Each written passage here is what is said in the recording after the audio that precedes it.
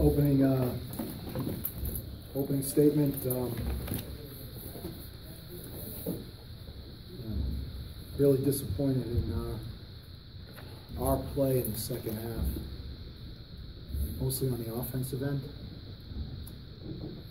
which leads to runouts and great offensive opportunities for them on the other end. Obviously, they're a team that thrives off you either turning it over or missing shots, and we did a lot of both in the second half. So credit their defense. I think their activity in their half-court defense was pretty good all night, and it seemed to catch us in the second half. They challenged a lot of shots at the rim, and they were active on the ball, good ball pressure. And we didn't, when we got open shots in the second half, we didn't make them. When we got offensive rebounds, we didn't put them back in. We got foul shots. We didn't make foul shots in the second half. We went 9 for 20. And with a team like this, you got to keep scoring if you're going to stay in the game against them. Because no matter how good a defense you play, they're a terrific offensive team. So I was really proud of how we played in the first half. I thought the game was to our liking in the first half. Got away from us, obviously, in the second half. And didn't make any shots to sort of stay within distance. Questions? Coach, it seemed like when Iona went small and quick in the second half, it presented challenges for you. They haven't done it that much this year, but why was that difficult to handle an 18-2 run? Again, I think it was mostly, I don't have them running in front of me, but I was, like I said, I was just disappointed in our shot-making ability in the second half.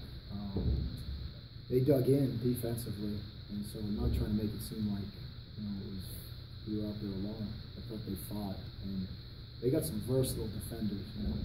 Muhammad really digs in and works hard, but Isaiah Williams, I think, can guard multiple guys. They can switch. English is a really smart defender. He can switch and get his hands on balls and stuff. And Roundtree, I thought, did a nice job with his size at the rim. I don't know if I'm missing anybody defensively. Much is really quick, obviously, but like I said, I think a couple turnovers against their full court pressure. It was one of those games where I wish, you have a feeling where you wish you didn't have a halftime. It was one of those games. Just give us another timeout, and we'll just keep playing and start the next 20. Because we were in a decent place, I thought, and we came up in the second half, and turnovers. It seems like turnovers have been a problem for us all year against teams that play us 90 feet, 70 feet, 50 feet, and come at you from different spots.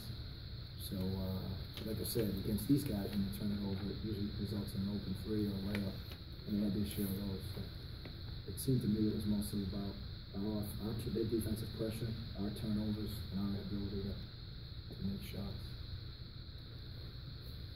Coach, you guys shut down AJ for the whole first half and much of the second. Was that the game plan coming in, or was that something that kind of came about organically?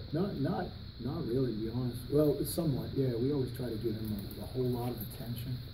Part of the core values of what we sort of do is we try to scout well, and we try to take away your best option. There's a nice stat that some of our student media have done where we've played like Justin Robinson, AJ, and trying to think, they had a couple other guys that like Khalid Hart and different guys, maybe even black male, Matt Scott, one of those, like the other team's best scorers. Somebody had researched, we did a pretty good job at holding them down. James Ford usually is the point person on that. We do give a lot of attention at ball screens to guys like that. We don't really trap them, but we give them a lot of attention. And it was just like the first game at Quinnipiac, where he was quiet for 25 minutes, 27 minutes. And when the game gets loose, it really favors them, especially him. He's such a playmaker. And our whole point with these guys is it's not fun playing these guys on a one-day prep either. Especially not fun after the fourth game in 8 days either. So it was it was the emphasis yesterday was just try to make sure we get them in the half court so we can guard them in the half court. Transition was an issue in the first half and the second half. I think where you saw it a lot was our attention to AJ in the first half gave Muhammad a lot of driving lanes, and we made a big point in transition defense to run out to them at the arc and beyond the arc, which is going to leave a real valley in the middle of the lane for Muhammad. I thought he was great at exposing that against us in the first half. He didn't turn down any chances to really drive the ball down the middle. So the game got, like I said, I wish we could have played in half court all night. The game got loose because of our inability, our turnovers and our inability to make shots, and then AJ flourishes. Coach, how's your team preparing for the tournament, which is 2 weeks away? Are you kind of getting into the stretch drive for preparation? Yeah, we're trying to. Not only was this 4 and 8, this was 8 and 19 for us. Starting again, a home game against Monmouth on January, I think 28th or something like that. We played 8 games in 19 days. So emotionally, it didn't feel like we had a lot in the tank. Leg-wise, it didn't feel like we had a lot in the tank. I know Jimmy Patsos mentioned they didn't practice the other day. We didn't practice yesterday either. We got on the court and we walked through stuff. But we had, we played a double overtime game Saturday against Fairfield. Gio and Donovan Smith had like fever, flu yesterday. Danny Harris had like tweaked his foot, and Abdullah Bundy tweaked his hamstring. Those guys had all played. 3 of them played like 40-something minutes against Fairfield. So we walked through a lot of stuff, showed film, and that's all we did yesterday. So,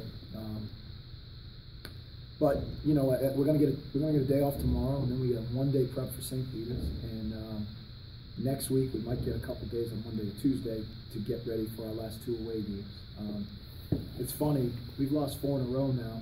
We had a stretch where we had a really rough January. We just weren't ready to win. We weren't ready to win. Not for the fault of trying. I love these guys. They really work hard, and it's a good group to coach. They're fun to come into the gym with every day. Their heads are fine right now.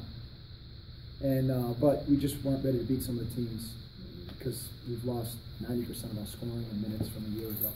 And we won 3 in a row and felt pretty good about ourselves just to validate some of the hard work they've been putting in. Now we've lost all 4 of these in the last 8 days.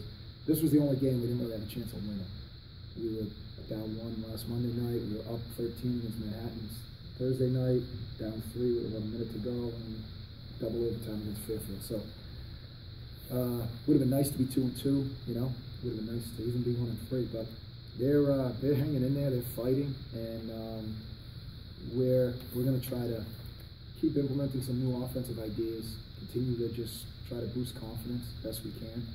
We've guarded every night. Didn't look like it tonight because, like I said, I think the game got too crazy for us in the second half. But we've guarded big time all year. I think we're first or second in the league in MAC play and field goal percentage defense.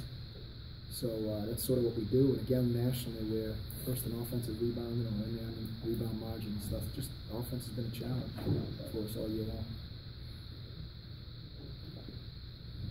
Anybody else? Thank you.